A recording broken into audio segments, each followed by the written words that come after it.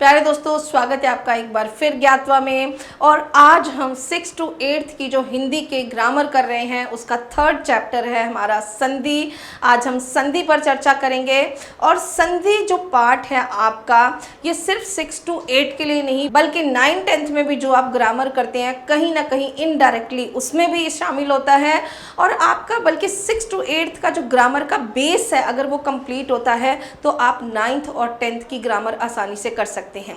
इसके अलावा हिंदी के जितने भी कॉम्पिटिटिव एग्जाम्स होते हैं और जितने भी हाई लेवल एग्जाम्स होते हैं उन सब में संधि के प्रश्न अवश्य पूछे जाते हैं। तो संधि को अब ध्यान से समझें। संधि जब हम करते हैं तो हमें लगता है कि संधि शब्दों का मेल है, जबकि संधि शब्दों का नहीं वर्णों का मेल है। तो संधि शब्द जो है वो संस्कृत के सम प्लस धी के मेल से बना है, जिसका अर्थ है मेल या जोड़। तो व्याकरण में ये मेल दो वर्णों के निकट आने से होता है, यानी अ प्लस अ इज इक्वल टू आ। तो ये जो विकार होता है ये होता है वर्ण के लेवल पर हमें लगता है ये शब्द के लेवल पर हुआ। इसको ध्यान से समझते हैं। संधि पहले शब्द के अंतिम वर्ण और दूसरे शब्द के प्रथम वर्ण के मिलने से होती है। जैसे पुस्तक प्लस आल्य इज इक्वल टू पुस्तकालय। तो पुस्तक का अ जो है वो साइलेंट है, क के नीचे जो अ है वो साइलेंट होता है, और आल्य का आ जो है वो पहला दिखाई देता है। तो पुस्तक में क प्लस आ नहीं है, अ प्लस आ। हर वर्ण के नीचे अ साइलेंट होता है। क, ख, ग, घ, ङ हम जब बोलते हैं तो अ आता है। अगर ये अ नहीं होता तो हम बोलते हैं क, ख, ग, तो इसका मतलब है वो वर्ण पूरा नहीं है। तो जब हम पुस्तक प्लस आल्य बोलते हैं इसका मतलब है पुस्तक का अंतिम वर्ण जो है वो अ है और आल्य का पहला वर्ण आ है, और इन दोनों के मिलने से बनता है पुस्तकालय। ऐसे ही परम प्लस ईश्वर इज इक्वल टू परमेश्वर। यहाँ परम का अंतिम वर्ण है अ और ईश्वर का पहला वर्ण है ई। अ प्लस ई इज इक्वल टू ए। तो परम का परम रहेगा, ईश्वर का ए हो जाएगा, क्योंकि अ प्लस ई इज इक्वल टू ए। परम प्लस ईश्वर इज इक्वल टू परमेश्वर। अगला शब्द है भानु प्लस उदय।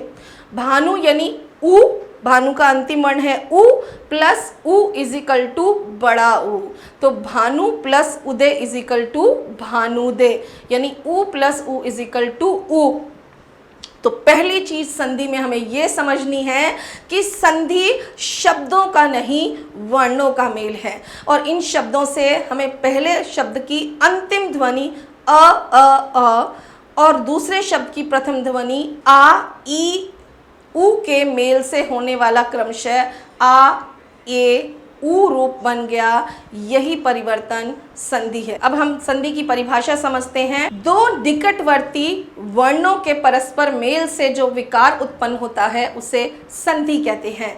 जैसे अ प्लस अ इज इक्वल टू आ, मत प्लस अनुसार इज इक्वल टू मतानुसार। तो त के नीचे जो साइलेंट अ है वो और अनुसार का अ दोनों मिलकर बन गए आ, मतानुसार। अ प्लस ई इज इक्वल टू ए। इसका क्या अर्थ है? देव प्लस ईश इज इक्वल टू देवेश, यानी देव का अ जो साइलेंट अ है देव के नीचे और ईश का ई वो दोनों मिलकर बन गए ए, तो ये हो गया देवेश। अब इस संधि की जो विशेष बातें हैं वो हैं, संधि हमेशा दो ध्वनियों में होती है, शब्दों में नहीं। दूसरा, संधि होने पर ध्वनियां परिवर्तित होती हैं। और तीसरा, ध्वनियों में होने वाला परिवर्तन सदैव एक सा नहीं होता, वो कभी पहली ध्वनि में कभी दूसरी ध्वनि में या दोनों में भी हो सकता है। अगला आपका पॉइंट आता है संधि में संधि विच्छेद।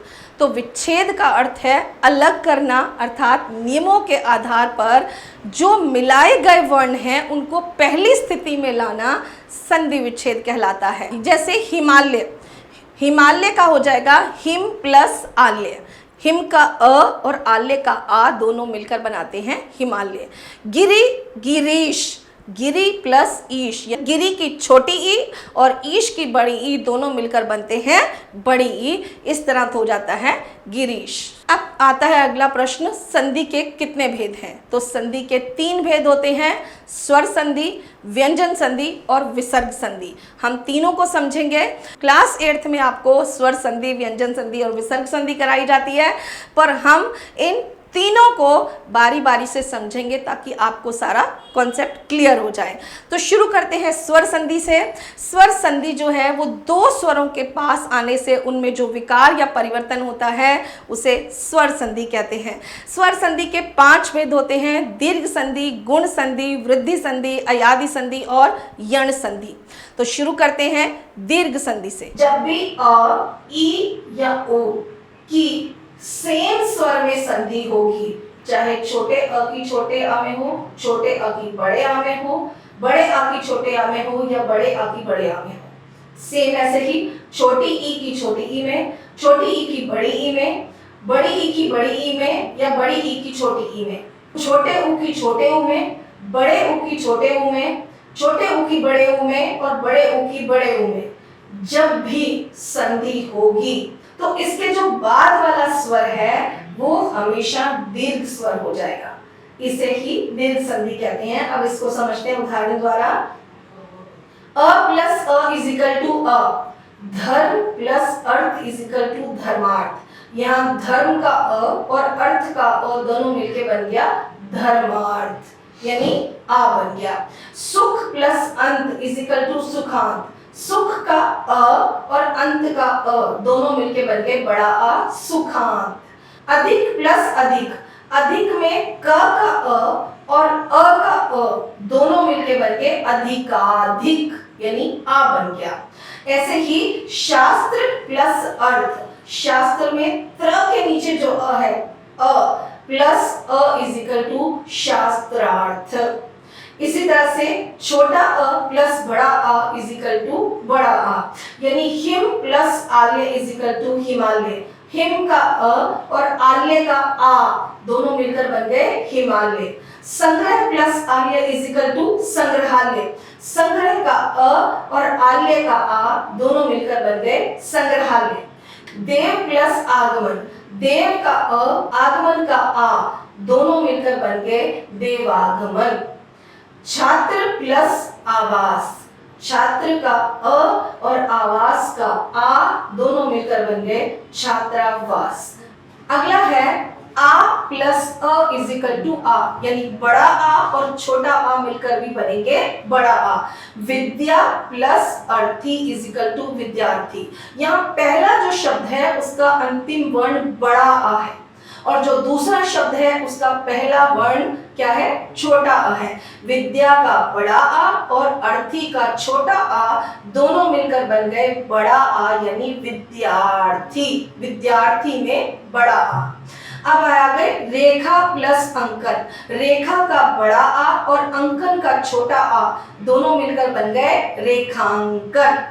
सीमा प्लस अंत, सीमा का बड़ा आ और अंत का छोटा आ दोनों मिलकर बन गए सीमांत। अगला शब्द है परीक्षा। परीक्षा का अंतिम आ और अर्थी का पहला आ दोनों मिलकर बन गए परीक्षार्थी, यानी बड़ा आ। अब चौथा जो है आपका वो है बड़ा आ प्लस बड़ा आ इज इक्वल टू बड़ा आ। दया प्लस आनंद इज इक्वल टू दयानंद। तो दया का बड़ा आ और आनंद का बड़ा आ दोनों मिलकर बन गए दयानंद। महा प्लस आश्य इज इक्वल टू महाश्य, यानी महा का आ और आश्य का आ दोनों मिलकर बन गए महाश्य। सुधा प्लस आकर, सुधा का आ और आकर का आ दोनों मिलकर बन गए सुधाकर। अब देखते हैं ई प्लस ई इज इक्वल टू बड़ी ई, यानी कवि प्लस इंद्र इज इक्वल टू कविंद्र। कवि में छोटी ई और इंद्र की छोटी ई दोनों मिलकर बन गए कविंद्र, यानी बड़ी ई। अति प्लस इव इज इक्वल टू अतीव। अति की छोटी ई और इव की छोटी ई मिलकर बन गए अतीव, यानी बड़ी ई। हरि प्लस इच्छा इज इक्वल टू हरिच्छा, यानी हरि की छोटी ई और इच्छा की छोटी ई मिलकर दोनों बन गए बड़ी ई हरिच्छा। मुनि की छोटी ई और इंद्र की छोटी ई दोनों मिलकर बन गए मुनींद्र। इसी प्रकार छोटी ई प्लस बड़ी ई इज इक्वल टू बड़ी ई। कवि प्लस ईश इज इक्वल टू कवीश, यानी कवि की छोटी ई और ईश की बड़ी ई दोनों मिलकर बन गए कवि। अब देखिए मुनि प्लस ईश इज इक्वल टू मुनीश। मुनि की छोटी ई और ईश की बड़ी ई इज इक्वल टू बड़ी ई यानी मुनीश। अब देखते हैं बड़ी ई प्लस छोटी ई इज इक्वल टू बड़ी ई, यानी नारी प्लस इव इज इक्वल टू नारी, यानी नारी की बड़ी ई और इव की छोटी ई दोनों मिलकर बन गई बड़ी ई। ऐसे ही मही प्लस इंद्र इज इक्वल टू महींद्र। मही की बड़ी ई और इंद्र की छोटी ई दोनों ने मिलकर बना दिया बड़ी ई महेंद्र। अब बड़ी ई प्लस बड़ी ई इज इक्वल टू बड़ी ई, यानी रजनी प्लस ईश इज इक्वल टू रजनीश। रजनी की बड़ी ई और ईश की बड़ी ई दोनों से मिलकर बन गया बड़ी ई रजनीश। जानकी प्लस ईश इज इक्वल टू जानकीश, यानी जानकी की बड़ी ई और ईश की बड़ी ई दोनों मिलकर बन गया बड़ी ई जानकीश। अब देखिए अगला है आपका उ प्लस उ इज इक्वल टू बड़ा उ। सु प्लस उक्ति इज इक्वल टू सुक्ति, यानी सु का छोटा उ और उक्ति का छोटा उ दोनों मिलकर बन गए बड़ा उ सुक्ति। अब देखिए भानु प्लस उदय इज इक्वल टू भानुदय। भानु का छोटा उ और उदय का छोटा उ दोनों मिलकर बन गए बड़ा उ भानुदय। अगला है छोटा उ प्लस बड़ा उ इज इक्वल टू बड़ा उ, यानी सिंधु प्लस ऊर्मी इज इक्वल टू सिंधुर्मी, यानी सिंधु का छोटा उ और ऊर्मी का बड़ा उ दोनों मिलकर बन गए सिंधुर्मी। मधु प्लस ऊष्मा इज इक्वल टू मधुष्मा, यानी मधु का छोटा उ और ऊष्मा का बड़ा उ दोनों मिलकर बन गए मधुष्मा। अब बड़ा उ प्लस छोटा उ इज इक्वल टू बड़ा उ, यानी वधु प्लस उपकार इज इक्वल टू वधुपकार। वधु का बड़ा उ और उपकार का छोटा उ दोनों मिलकर बन जाएंगे बड़ा उ वधुपकार। भू प्लस ऊष्मा इज इक्वल टू भूष्मा, यानी भू का बड़ा उ और ऊष्मा का छोटा उ दोनों मिलकर बन जाएंगे भूष्मा यानी बड़ा उ। अब अगली आपकी संधि है बड़ा उ प्लस बड़ा उ इज इक्वल टू बड़ा उ, यानी बड़े उ में बड़े उ की संधि होगी तो भी बनेगा बड़ा उ। वधु प्लस ऊर्जा इज इक्वल टू वधूर्जा। वधु का बड़ा उ और ऊर्जा का बड़ा उ दोनों मिलकर बनेंगे बड़ा उ वधूर्जा। भू प्लस ऊर्जा इज इक्वल टू भूर्जा। भू का बड़ा उ और ऊर्जा का बड़ा उ दोनों मिलकर बन गए भूर्जा। अगली आपकी आती है गुण संधि। यदि अ या आ के बाद ई, छोटी ई, बड़ी ई, छोटा उ, बड़ा उ या री आए तो छोटी ई और बड़ी ई के स्थान पर ए, छोटे उ और बड़े उ के स्थान पर हमेशा ओ और री के स्थान पर अर हो जाता है। इसे कहते हैं गुण संधि। अब इसे समझते हैं उदाहरण द्वारा। अ प्लस ई इज इक्वल टू ए, यानी सुर प्लस इंद्र इज इक्वल टू सुरेंद्र। सुर का अ और इंद्र की ई दोनों से मिलकर बन गया सुरेंद्र। ऐसे ही शुभ प्लस इच्छा इज इक्वल टू शुभेच्छा। शुभ का अ और इच्छा का ई दोनों मिलकर बन गए शुभेच्छा। बड़ा आ और छोटी ई इज इक्वल टू ए। अब आपको समझना ये है कि जब आप संधि करें किस वर्ण की दूसरे वर्ण में मिलने पर कौन सी संधि का वर्ण बनता है वो आपको याद होना चाहिए। जैसे आपको मैथ्स के फॉर्मूलाज पता होते हैं ऐसे ही संधि के फॉर्मूलाज भी पता होना चाहिए। दीर्घ संधि में सिंपल है, फॉर्मूला है कि अ प्लस अ इज इक्वल टू आ, ई प्लस ई इज इक्वल टू बड़ी ई, उ प्लस उ इज इक्वल टू बड़ा उ। लेकिन इसमें वर्ण जब बदलते हैं तो जो मिलकर एक नया वर्ण बनता है वो अलग होता है, इसलिए आपको समझ में आना जरूरी है। तो इसको बिल्कुल मैथ्स के फॉर्मूला की तरह समझें। बड़ा आ प्लस ई इज इक्वल टू ए, यानी यथा प्लस इष्ट इज इक्वल टू यथेष्ट। यथा का आ और इष्ट की ई दोनों मिलकर बन गए ए, यथेष्ट। राजा प्लस इंद्र इज इक्वल टू राजेंद्र। राजा का आ और इंद्र की ई दोनों मिलकर बनते हैं राजेंद्र। छोटा अ प्लस बड़ी ई इज इक्वल टू ए, यानी देव प्लस ईश इज इक्वल टू देवेश। देव का अ और ईश की ई दोनों मिलकर बने ए, देवेश। राम प्लस ईश्वर इज इक्वल टू रामेश्वर। राम का अ और ईश्वर की ई दोनों मिलकर बन गए रामेश्वर। ऐसे ही बड़ा आ प्लस बड़ी ई इज इक्वल टू ए, तो लंका प्लस ईश इज इक्वल टू लंकेश, यानी लंका का आ और ईश का ई दोनों मिलकर बन जाएंगे ए, लंकेश। महा प्लस ईश्वर इज इक्वल टू महेश्वर। महा का बड़ा आ और ईश्वर की बड़ी ई दोनों ने मिलकर बना दिया ए, यानी महेश्वर। अब समझते हैं अ प्लस उ इज इक्वल टू ओ, यानी जब भी अ की उ में संधि होगी हमेशा ओ बनेगा। तो वीर प्लस उचित इज इक्वल टू वीरोचित। ये वीर का अ और उचित का उ दोनों मिलकर बन गए ओ, यानी वीरोचित। पर प्लस उपकार इज इक्वल टू परोपकार। पर का अ और उपकार का उ दोनों मिलकर बन गए ओ, यानी पर प्लस उपकार इज इक्वल टू परोपकार। आ प्लस उ इज इक्वल टू ओ। अब हम देख रहे हैं कि आ की संधि जब भी उ में होगी, छोटा हो वर्ण हो या बड़ा वर्ण हो, हमेशा ओ ही आएगा। महा प्लस उत्सव इज इक्वल टू महोत्सव। महा का आ और उत्सव का उ दोनों मिलकर बन गए महोत्सव। महा प्लस उपदेश।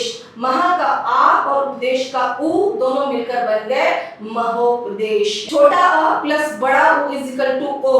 सागर प्लस उर्मी इज इक्वल टू सागरोर्मी। सागर का अ, उर्मी का बड़ा उ दोनों मिलकर बन गए ओ, यानी सागरोर्मी। नव प्लस ऊड़ा इज इक्वल टू डमोड़ा। नव का अ और ऊड़ा का ओ दोनों मिलकर बन गए नवोड़ा। ऐसे ही बड़ा अ प्लस बड़ा उ इज इक्वल टू ओ।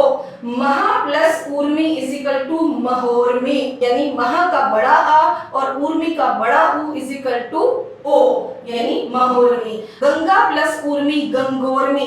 गंगा का बड़ा आ और उर्मी का बड़ा उ दोनों मिलकर बन गए ओ, यानी गंगोर्मी। अ प्लस री इज इक्वल टू अर। देव प्लस ऋषि, यानी देव का अ और ऋषि का री दोनों मिलकर बन जाएंगे अर, देवर्षि। सप्त प्लस ऋषि। सप्त का अ और ऋषि का री मिलकर दोनों बन जाएंगे सप्तऋषि। आ प्लस री इज इक्वल टू अर। महा प्लस ऋषि इज इक्वल टू महर्षि, यानी महा का आ और ऋषि का री दोनों मिलकर बन गए अर, महर्षि। राजा प्लस ऋषि राजर्षि। अब यहाँ देखेंगे राजा प्लस ऋषि राजा ऋषि नहीं होगा, राजा प्लस ऋषि राजर्षि होगा, यानी आ की मात्रा हट जाती है और अर आ जाता है, वहां हो जाता है राजर्षि।